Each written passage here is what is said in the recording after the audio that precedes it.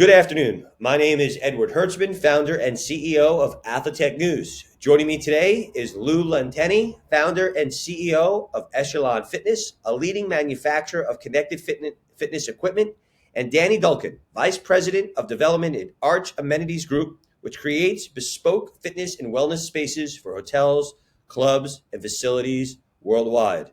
Gentlemen, thanks for joining me on today's show. So, Danny, why don't we start with you? Really, from a macro perspective, what does the health club or the fitness facility of today look like in terms of equipment and layout, and how has that changed over the years? Well, first of all, thanks for having me. I appreciate it. Arch provides design development services across basically all of the vertical markets. We do, commercial office buildings, multifamily residential, hotels, country clubs, and commercial spaces as well. So there's some nuance to our design process and, how we approach every single vertical. But like much of the industry, we've been leaning into strength training, experiential technologies, and virtual, like the Echelon product. We're seeing the larger, functional training areas continue to grow. Recovery and wellness is obviously huge. Things like cold plunge and aquathermal experiences that we're including in the spaces as well. And our clients are expecting an elevated level of finish when it comes to things like flooring and lockers or even furniture, right? They want to take their facilities to the next level and differentiate themselves in the market, make it feel really hospitality-like. And we're fortunate to operate in these vertical markets where we can push the envelope and almost, experiment a little bit in some of these projects. So, Lou, what Danny said is very consistent with everything we've been reporting on. All the trends that we're hearing and discussing every single day. From an Echelon perspective, how are you designing products to meet these trends in facility design and consumer preferences? Well, first, thanks again for having me as well. It's all about the experience with Echelon. We strive to create an amazing experience for the user who's on a treadmill, rower, bike, or one of our strength machines, where they're really immersed in the content as they work out. So they're getting that trainer-led content or the 3D worlds content that we have, or even if they're just watching a Netflix or a Hulu TV show. So we want them to be really engaged in the equipment. So we're developing, our team is developing products that really get them involved, always looking to ways to get them more involved with the equipment. Our software, I think, is the best in the industry. And that's, our software constantly updates, and we see trends and we can update it on the fly right into the gym so they can get the latest technology anytime with an update. It's very much like you're being on a computer or your phone. You can just push that update right there, and so you don't have to wait years and years to buy a new piece of equipment, which is well, exactly. I mean, I drive a Tesla, and it's like I get in the car, like, what the heck, this new feature today? And that's what we're doing with fitness now. We're updating them and giving them new fitness, new games, new content, everything. So they're excited to get back on that machine. That's interesting. It's really an analog industry in many ways, and this is moving it closer to other product categories that we have become used to. So question for both you guys, and why don't we start with Danny? Why did a Echelon and Arch, decide to partner, and what do you see in each other companies that make it workable or worthwhile for both brands? Well, for us, I'm going to say it really starts with the team. Lou's put together a great team at Echelon. John Sweeney and Josh Voss are the guys that I work with specifically. They execute, they're responsive, and they're always receptive of our feedback, and they've applied that in different categories of their business. And as a management company like we are, it's our core business is operating these facilities. Those are extremely important elements, to our customers and how we're delivering service. And then on the product side, obviously the content's great, the product's reliable, and we're creating virtual ecosystems of the products in our clubs, and it's unique, and it helps our clients differentiate their spaces. Again, in the vertical markets, when you're talking about commercial office leasing or multifamily leasing, really, people are trying to get that wow factor and get to the next level with their assets. And, our clients have been really, excited about it and also receptive. We have to get buy-in from our clients to allow us to bring in these new technologies and these new strategies and take some risks. And they've been really pleased with the results so far. Lou, how about from your perspective? Well, when we started Echelon back in 2017, as Danny mentioned, we brought on some key players that had years of industry knowledge. So we sought after the best in the industry to join the team, and had that experience while also bringing an outside perspective to technology, to the club industry, which I think that's what's got us to the point where we are today. So we wanted a great partner, as well. So that's when we got with Danny and his team. Their reputation, expertise in the fitness facility design, equipment selection, procurement process, is what really helped us get our Echelon distribution out there. So, Lou, we keep writing about almost on a weekly basis, the rise of strength training. This is not like a new idea that I'm bringing to the table. And Danny talked about it, in his opening remarks. How are you responding to this? And in the era of digital fitness, how could strength training become, quote unquote, more connected? Well, it's funny you asked that question. That's been for over 3 years now. We've been working on strength, and we saw as we first jumped in the industry in cardio, started with a bike and then a treadmill and then rower and our mirror and now we ellipticals and more that we have now. We started working on strength, and our first introduction last year at the URSA show, we showed our strength machine, and we didn't push it to the market immediately as we wanted to really make sure it was solid. So we spent 6 months testing it in the industry, in the markets, and making sure that it's a solid machine. And not only the machine itself, but the software. Now, as we go into this year, we've started shipping that machine, and we also made one for the home as well that will be coming out. But we're getting deeper as well. We are creating a whole line of strength equipment that is smart. Some of the equipment has content on it where you can work out with an instructor. You can build your own workouts by individual exercises. You can build your workout, which we also have pre-saved workouts, or you can just go on and do freestyles and work out freestyle on it. So we see this coming. This is the future. Not only the machine with the content and all that, but also being able to save your information and keep it with you. And maybe you have a trainer that works out with you twice a week. The trainer can look at the log and they can see what you've done for the week at the gym, or they can see what you've done at home because you're wearing your Apple Watch or your Whoop or your Fitbit or something. So we're bringing all that data together with actually AI as well, and we think that's going to change the whole industry as we bring that forward. Now, Danny, do you have people coming to you guys and saying, "Hey, we want to reimagine part of our floor. We want to have a more connected, or more modern experience"? And has there been a time when we say, "All right, in order to achieve that, we got to call up our friends at Echelon, and we need their equipment to really build it out"? Like, has there been a case study? Has that happened?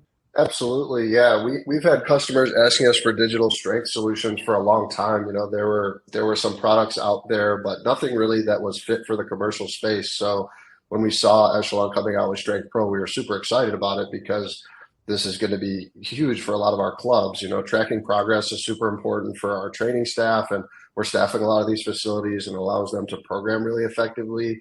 So yeah, our customers have been asking for it, but I would also add, for me personally, on the acoustic side, this is probably something a lot of people aren't thinking about in the vertical spaces. The benefit of not having large weight stacks and heavy plate loaded equipment, being able to program, the acoustic benefits in commercial real estate, reducing noise and vibration is super important to us and our clients. They're spending a ton of money on, raising floors and super thick flooring products, and things like these help you invest in what really matters, which is that smart, connected equipment and the experience for the members.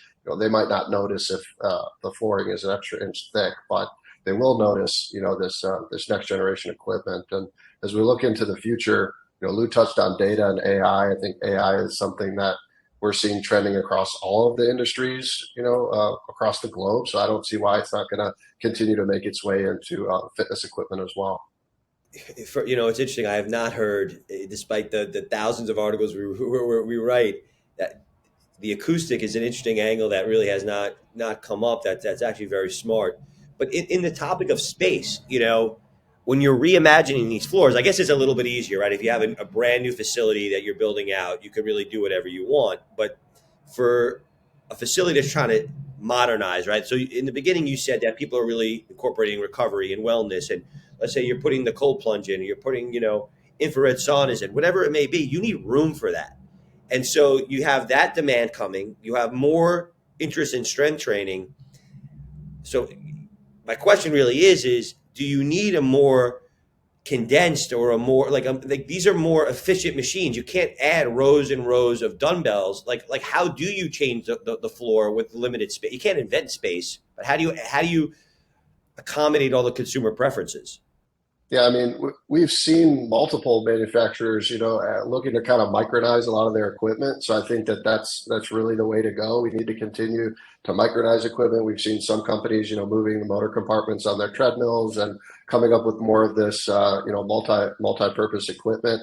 I think that the functional trainer is, critically important piece to any fitness center. So that was really important that Echelon started with that, and some of the other competition in the digital space had not gotten there yet. So that was why we were really excited about that. But yeah, you can't invent space, but we're seeing some consolidation of cardio equipment, specifically making room for some other things. And the bottom line is, you can't invent space, but you can kind of push some of these clients to invent it, because in reality, the fitness centers are getting bigger.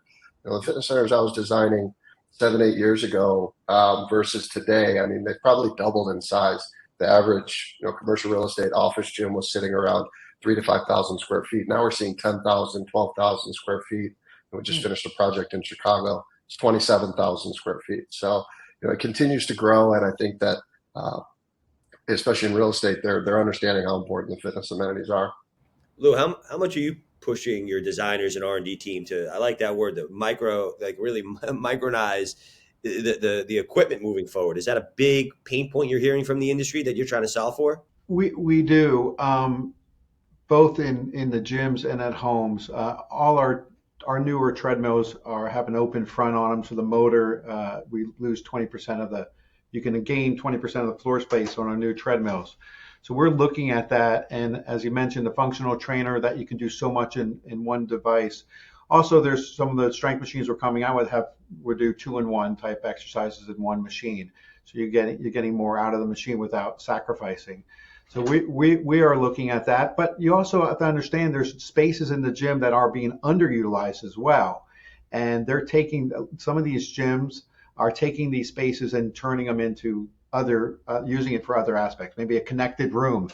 We have some gyms we're working with, or took their spin studio and they're making a connected room, or they're taking a spin studio and allowing it for multi-purpose. So you can use it for a class, a live class, or you can people can go in and use it with Echelon equipment, where they can watch a class on demand any time of any hour in the day.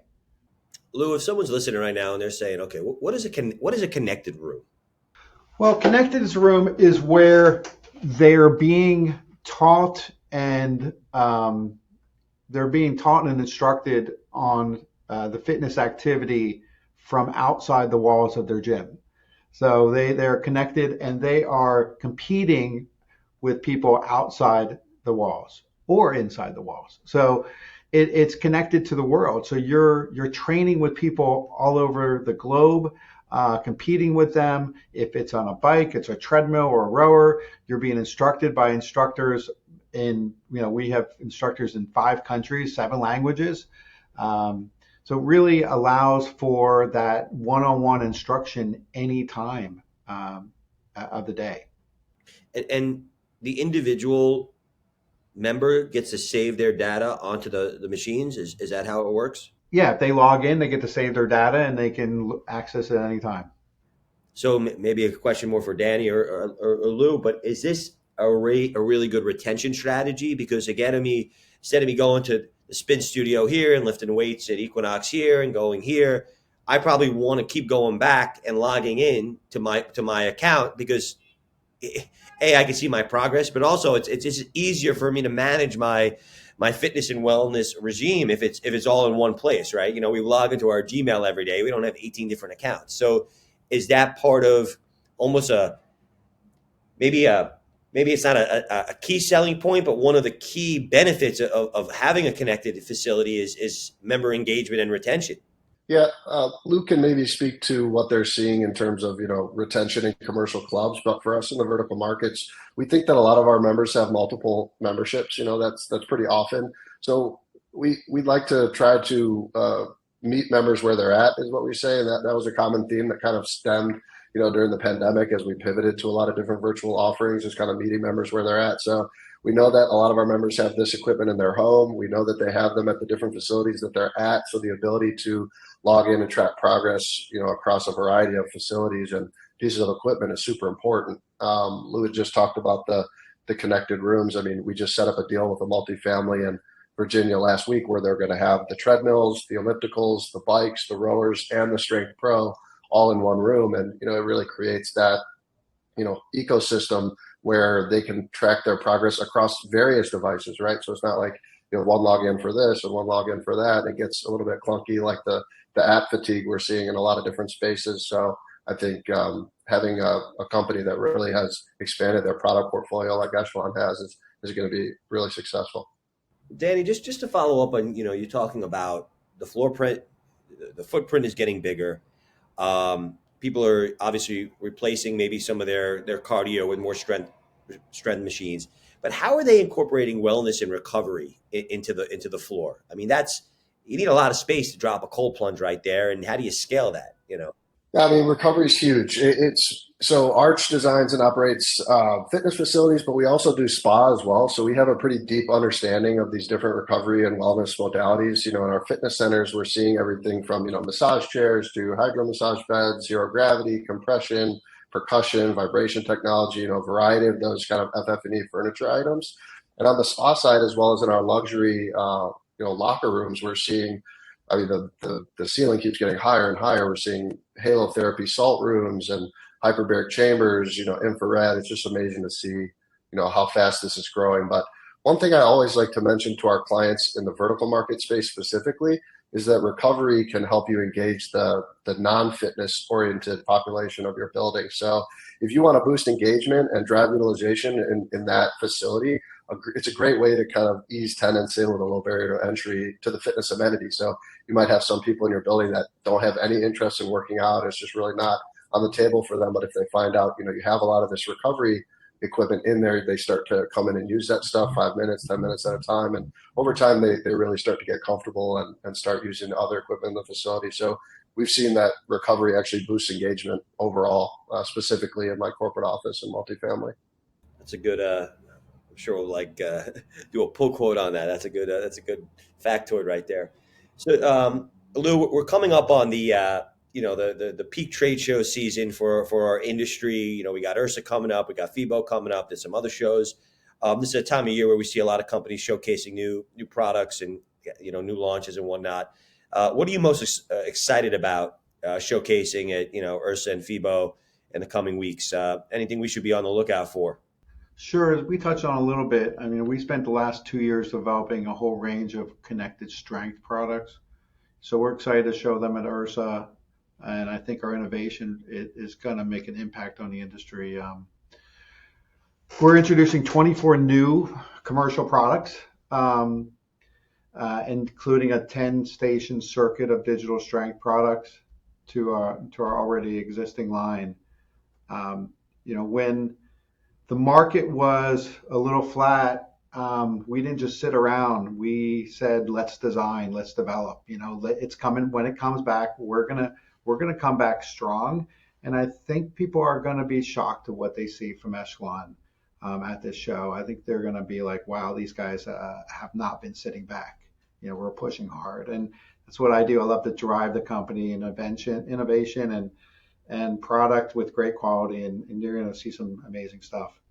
Well, I hope if you're going to drop anything new, you give our editors a sneak peek so we could write about it before everybody else. Ability to approach all these different demographics. So we're excited to continue pushing the envelope. We're going to keep pushing with connected. We're going to keep pushing with recovery. We're going to keep pushing with the level of finishes. We're improving the quality of the flooring we're providing and the lockers and the technology in the locker rooms and retail spaces. We're trying to incorporate more co-working. I think, creating hospitality-driven environments that allow people to relax, take a phone call, do a Zoom meeting, and also get their workout in is going to be super important, rather than just a two-way street of a in-and-out fitness experience. 100%. I mean, you see what Lifetime and Equinox and a lot of these guys are doing. I think the next generation of whatever the WeWork will be is going to have fitness and wellness at its core. Lou, what's your look inside your crystal ball? What does the next few years look like? Product roadmap. So when we had COVID and my competitor was out there saying that gyms are dead, he's no longer the CEO, but he's making that statement. I said, you're crazy. Gyms will never be dead. Today I worked out at a gym. I actually worked out on an Echelon rower in a gym. Got all my statistics, all my metrics, all went back and was saved back to our system. And then some days I work out at home. So people are spending 50% of their time working out at home. Sometimes they work out at gyms when they travel, and they work out at the gym that they belong to. So people are not just stuck to one place, as Danny mentioned earlier. I believe AI will change a lot of things. That this data that we're getting, we capture a lot of data at Echelon. And of course, with Apple Health and I mentioned, the Fitbits, and I'm wearing a Whoop on my arm here. All these different devices are getting all this data, and the gym will start using that data. I believe in the future, you walk into a gym, you should scan your card or scan your phone or however you're entering the gym, and the person sitting at the counter should know what you've done in the past. The gym should know what you've done. The gym should recommend what you should do, because they knew you ran yesterday and today you need to go use one of those great recovery things that Danny recommended. So the intelligence is going to come from the data. And with Echelon having the advantage of being in the home and being in the gym and being in the hotels, it brings all that data together, and we can share it with the gym and give them the intelligence that they've never had before about their member. And that's going to help retention. And that's where things are going. It's going to happen. It's going to happen fast. We actually are really deep into AI. It's not just machine learning that people call it machine learning AI. AI is so much more than machine learning. We've had machine learning for years. The data we're going to be able to provide and we're providing out is going to change retention, and that's going to help everyone. I agree, man. Like I'm wearing the Aura ring. I see you got the Whoop on. We are like a data overload right now as a society. There's no lack of data, but I think whoever could figure out, and look, these are two great companies that are leading the way in the wearable space. But if people could figure out, to your point, what to do with this information, give me a recommendation. And the trainer of the future is going to need to have access to this. The gym of the future is going to, like, all of this is there needs to be actionable insights. There needs to be recommendations and how I can improve my life. I know I'm not sleeping well, but what do I do about that? Or to your point, I want to be a better runner, but all I know is how many miles I'm running every single day, or how many steps I'm doing, or how that affects my sleep at night. So I think there's a lot of potential in using this data, opening the data up, instead of being a closed network, an open AI. So you could, and I see people starting to do that. So I'm really excited to see look, there's a lot of innovation going on in this industry. It's a young industry, but there's a lot of passion, a lot of innovation, and it's quite exciting. Danny, Lou, I really appreciate you joining me today. I look forward to seeing you guys in a couple weeks at Ursa. Lou, really excited to see the 24 new products on the floor, and hopefully you'll come back a little bit later this year, and we'll touch base again and see what's trending in the markets. Sounds great. Thanks. Appreciate it.